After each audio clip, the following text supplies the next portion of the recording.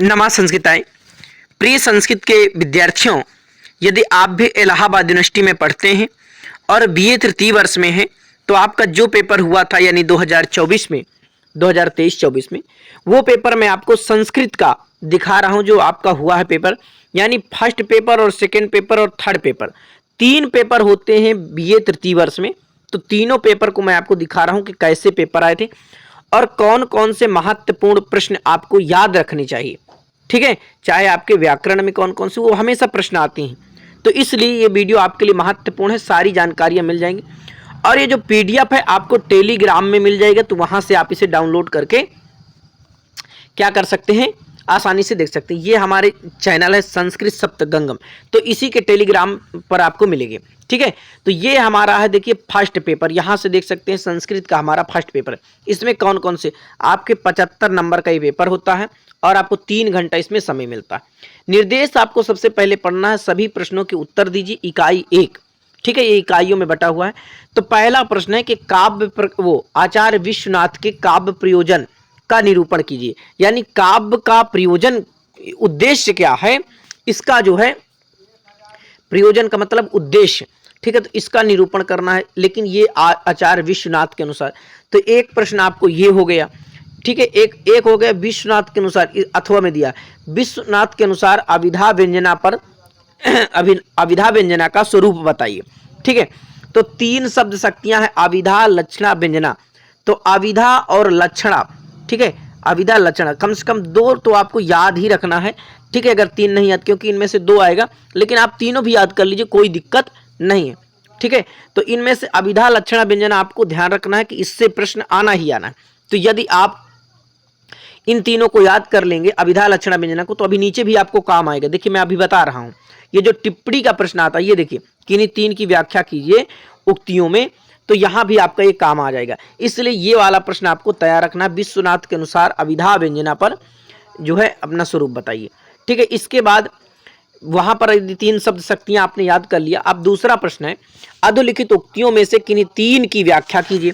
ठीक है, तो ये आपका कितने नंबर का है, ये आपका 15 नंबर का हो जाएगा। ठीक है, यानी कि 5-5 नंबर का आएगा।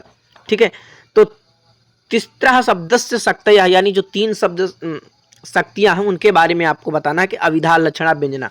ठीक है, संकेतो गृह्यते जातो गुण द्रव्य क्रियासुचा, इसके बारे में आपको बताना है। ये आपके लिए महत्वपूर्ण है, क्योंकि ये आपकी परीक्षा में बहुत बार आता है। ठीक है, ठीक है, तो इसे आपको एसो पादान लक्षणा, ठीक है, एसो पादान लक्षणा, इसको जो है ध्यान रखना, क्योंकि ये जो है आपको कई बार पूछा गया। ठीक है, व्यंगस्य गूढ़ा गूढ़ त्वाद द्विधाशु फल लक्षणा, तो ये आपका हो गया। ये अभी जो पेपर पूछा गया, एकस्य व्यंजकत्वे तदन्यस्य सहकारिता। ठीक है, तो ये आपके देखिए 5 आपको देता है, उनमें से आपको जो है कितना करना है, आपको 3 करना होता। ठीक है, इसके बाद देखिए यहाँ पर आपका तीसरा, अधोलिखित में से 2 श्लोकों का हिंदी अंग्रेजी में अनुवाद करना, चाहे आप हिंदी में कर दीजिए चाहे अंग्रेजी में। तो ये आपका उत्तर रामचरित अथेदम रछो भी कनक हरिण छदम विधिना, तो ये हो गया। तथा वृत्तम पापैर व्यर्थयति यथा छालितमपि जनस्थाने विकल करणैर, तो ये जो है आपका उत्तर रामचरित का है। ठीक है, ये पंक्ति आपको ध्यान रखना है। अपि ग्रावारोदित्यपि दलति व्रजस्य हृदयम, ये सूक्ति के रूप में भी पूछा जाता है, तो आपकी अगली परीक्षाओं में। तत्कालम प्रियजन वियोग जन्मा। ठीक है, तो ये श्लोक इस प्रकार से आपको याद करना, श्लोक याद कर लेंगे तो आसानी से इनका अर्थ भी आप कर पाएंगे। ठीक है, किसलयमिव मुग्धम बंदनाद विप्रलोनम हृदय कमल सोसी दारुणो दीर्घ शोका ग्लपयति परिपांडु छामवस्या शरीरम शरदजौ घर्मा धर्मा केतकी गर्भपत्रम। ठीक है, अब देखिए ये जो आपका प्रश्न नंबर 4 है। ठीक है, अधोलिखित श्लोकों में से किन्हीं एक की संस्कृत में संदर्भ मैं यूट्यूब में डाल दिया हूं, तो वहां से देख लेना, हिंदी और संस्कृत में दोनों संदर्भ में डाल दिया हूं। ठीक है, यदि आपको नहीं मिला तो आप कमेंट करके जरूर बताएंगे। देखिए यहाँ पर पहला जो है अद्वैतम सुख दुखयोर अनुगतम सर्वास अवस्थासु या, तो इसमें जो है आपको संस्कृत में करना है। तो संस्कृत के जो भी आपके प्रथम अंक में, द्वितीय अंक में और तृतीय अंक में जो छोटे छोटे श्लोक हैं उन्हीं को, जैसे देखो ये आपको छोटा श्लोक है तो वही आपको याद भी कर लेना है और उनकी व्याख्या करना, अभ्यास करना है, वही आपके पूछे जाते हैं। तो देखो ये वाला, वज्रादपि कठोराणि मृदूनि कुसुमादपि लोकोत्तराणाम चेतांसी को ही विज्ञातुम अर्हति। तो ये आपको 6 नंबर का है। ठीक है, 5वां प्रश्न है कारुण्यम भवभूतिरेव तनुते, यानी कि अब भवभूति की नाट्य कला का वर्णन कीजिए। ठीक है, भवभूति करुण रस के लिए, यानी भवभूति के उत्तर रामचरित में करुण रस है, इसको सिद्ध कीजिए। बस यहाँ से एक, यानी यदि आप करुण रस के बारे में पढ़े हुए हैं, जैसे देखिए कारुण्यम, तो वही लिखना है आपको। भवभूति के बारे में लिखना है, भवभूति की रचना जो उत्तर रामचरित है, तीनों रचनाओं को उसमें समेट देना है। फिर उत्तर रामचरित के बारे में थोड़ा विस्तार पूर्वक से आपको किस प्रकार से उसमें करुण रस है ये आपको सिद्ध करना होता है, और भवभूति कैसे करुण रस के कवि हैं ये भी आपको उसमें बताना पड़ता है। अब देखिए 6वें नंबर में क्या है कि अधोलिखित में से 3 नाट्य शास्त्री पर, इनमें जो है परिभाषिक शब्दों को उदाहरण सहित जो है स्पष्ट कीजिए। तो प्रकरी, फलागम, नियताप्ति, अंकाश्य और अंकावतार। ठीक है, तो ये आपको इन पर जो कितने में, तो 5 पर आपको परिभाषित टिप्पणी लिखना है।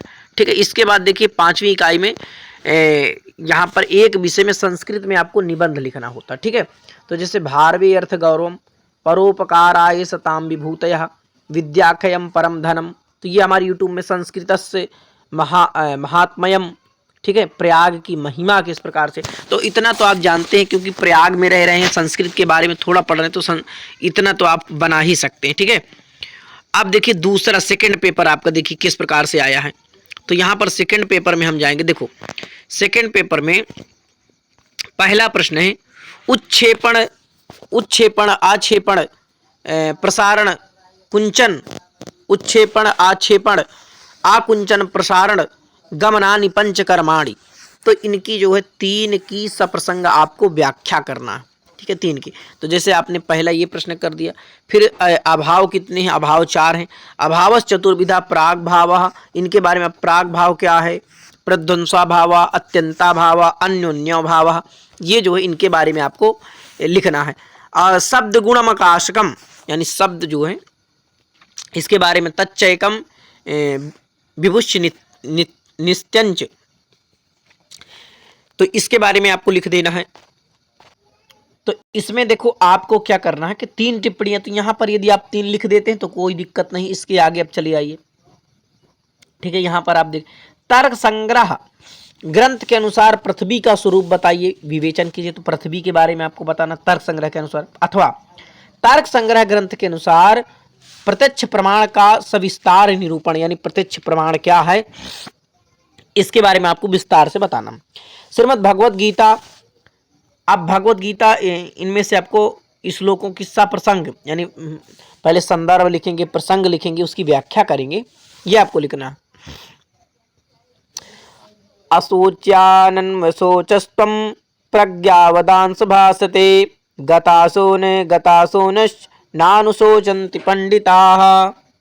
ठीक है, न जायते म्रियते वा कदाचिन् नायं भूत्वा भवितावान् भूयः अजो नित्या शाश्वतोऽयं पुराणो न हन्यते हन्यमाने शरीरे। तो ये जो है इनको आपको क्या करना है कि इनमें से देखो 2 की, तो आप इनमें से 2 की आपको व्याख्या करना है। संदर्भ प्रसंग में डाल दिया हूं, वहां से आप देख सकते हैं। श्रीमद् भगवत गीता के 3य अध्याय, ये आपको देखिए पूछा जाता है, तो इसे आपको दिमाग में 3य अध्याय का सारांश आपके दिमाग में होना चाहिए कि 3य अध्याय में कौन कौन सी घटनाएं हुई हैं, और इसको अपने मन से फिर आप अपने ढंग से जो है लिख सकते हैं। इसमें अथवा आप कर सकते हैं कि अधोलिखित को स्पष्ट कीजिए, यानी समत्वम योग उच्यते। ठीक है, इसके बारे में लिख सकते हैं। और स्थित धीर्यम उनिरुच्यते, ये जो है इसके बारे में आप लिख सकते हैं। अब देखिए ईशावास्योपनिषद, ये जो उपनिषद आपके रखा गया है, तो इसमें आपको अधोलिखित मंत्रों में से किन्हीं दो की जो है व्याख्या करना है। ये 15 नंबर का आता है, ठीक है। असुर्या नामते लोका अंधेन तमसावृतः। तो ये जो है यस्तु सर्वाणि भूतान्या, ये जो है इसके बारे में सर्वभूतेषु चात्मानं संभूतिम च विनाशम च, यानी ये जो है हिरण्मयेन पात्रेण सत्यास्पहितं मुखम, ये जो है ये आपके श्लोक है महत्वपूर्ण है। ये जो जैसे कि आपका ये हिरण्य वाला जो है ये आपको महत्वपूर्ण है, ठीक है। और इसमें कितने हैं आपको, ये तो 18 मंत्र आपको याद हो जाना चाहिए, क्योंकि ये आपके अनेक परीक्षाओं में फिर पूछे जाएंगे, तो 18 मंत्र ही आप अच्छे से इनको याद कर सकते हैं, ठीक है, ज़्यादा नहीं है। ईशावास्योपनिषद के अनुसार प्रार्थना मंत्रों का विवेचन कीजिए, अथवा ईशावास्योपनिषद के आलोक में अधोलिखित मत पर टिप्पणी लिखना है। आत्मा का निरूपण और विद्या अविद्या, ये हमारे यूट्यूब में पड़ा हुआ नहीं, तो आप अगर वीडियो नहीं मिल रही तो आप बता देंगे, वहाँ से आपको मैं भेज दूंगा, ठीक है। अब देखिए हम जो है संस्कृत का तीसरा पेपर देख रहे हैं, थर्ड पेपर। तो इसमें आपको देखिए जो पूछा गया है, इसमें आपके क्या पूछा गया है कि 3 की सूत्र निर्देशक पूर्वक साधनिका लिखिए, यानी भूतपूर्व किस प्रकार से ये जो बना है, भूतपूर्व कैसे सिद्ध हुआ है, इसको आपको सिद्ध करना है। अति हिमम और कृष्ण सिरता 5 देता है, उसमें से आपको 3 देखो कितना करना है, हाँ 3 करना है। तो इसमें से देखो नीलोत्पलम है और कंठे काला है, और आगे कंठे काला है, पाणिपादम है, अर्धपिप्पली है, अतिमाला है, ये इतने आपको दिए, इनमें से आपको जो है 3 करना है, ठीक है। आगे देखिए, आप देखिए अधोलिखित में से किन्हीं 3 की सूत्रों की स्व उदाहरण यानी उदाहरण सहित उनकी जो है व्याख्या कीजिए। प्रथमा निर्दिष्टम समास उपसर्जनम सा नपुंसकम उपमानानि सामान्य वचनैः चा अर्थे द्वंद्वः, ठीक है, चा अर्थे द्वंद्वः अल्पाच्यतरम, ठीक है, अनेकमन्न पदार्थे, ये हो गए ये सूत्र, इनमें से आपको व्याख्या उनकी करनी है। अधोलिखित उदाहरणों में से रेखांकित अंशों में से किन्हीं 4 पदों का सूत्र उल्लेख पूर्वक विभक्ति निर्देश कीजिए।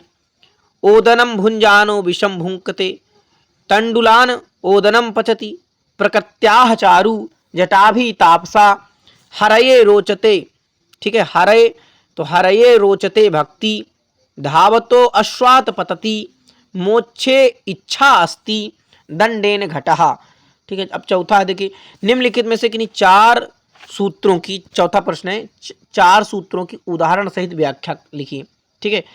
आदि सिंह स्थासाम कर्मः स्वतंत्रता कर्ता आधारो अधिकरणम, ठीक है, आधारो अधिकरणम हो गया। सहयुक्ते अप्रधाने स्प्रहे ईप्सितः नमा स्वस्ति स्वाहा स्वधा अलम वसट योगाश्च, ठीक है। अरे भाई क्यों जा रहे हो। आंग आंग मर्यादा वचने, ठीक है, अधरीश्वरे, अधरीश्वरे ये हो गया। इकाई, अब देखिए 5वां प्रश्न है इकाई 5वीं में, अधोलिखित वाक्यों में से किन्हीं 5 का वाच्य परिवर्तन करना है। जैसे रामः वेदम पठति, सीता वनम गच्छति, ठीक है, और रामेण विद्यालयम गम्यते, त्वया चित्रम दृश्यते, अहम चंद्रमशम पश्यामि, खगः फलम खादति, तेन पत्रम लिख्यते, अहम पुस्तकम ददामि।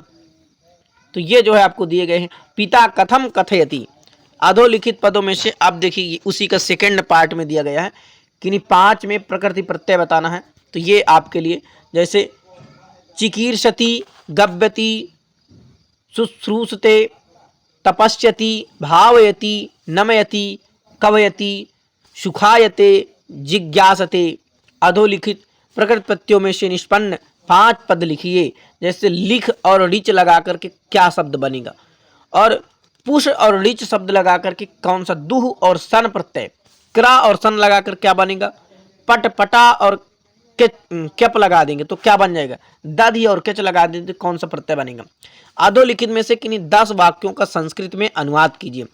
सभी को फल खाना चाहिए, लड़की को फूल अच्छे लगते हैं, साधु वन के पास बसे हैं, वह राजा से तप भूमि मांगता है, गुरु शिष्य को उपदेश करता है, पशुओं में श्रृगाल चतुर है, गंगा यमुना हिमालय से निकलती है, और गांव के पश्चिम की ओर सरोवर है, मैं धन की इच्छा नहीं करता हूँ, विद्या धर्म की ओर जाती है, राजा ने ब्राह्मणों को दान दिया और मेरे द्वारा पाठ पढ़ा गया। तो ये आपका जो है पूरा फर्स्ट पेपर और सेकंड पेपर, थर्ड पेपर है। इस प्रकार के प्रश्न आए थे, कहाँ से किस प्रकार के प्रश्न आते हैं आप देख चुके हैं। तो जरूर अपने मित्रों तक शेयर करिए ताकि उनको भी पता चल पाए, और ये पीडीएफ आपको टेलीग्राम में मिल जाएगी। और जो भी आपके प्रश्न हैं जरूर आप कमेंट करिए ताकि मैं उनका जवाब दे पाऊँ और अच्छे से आपकी तैयारी हो पाए। नमस्ते संस्कृत।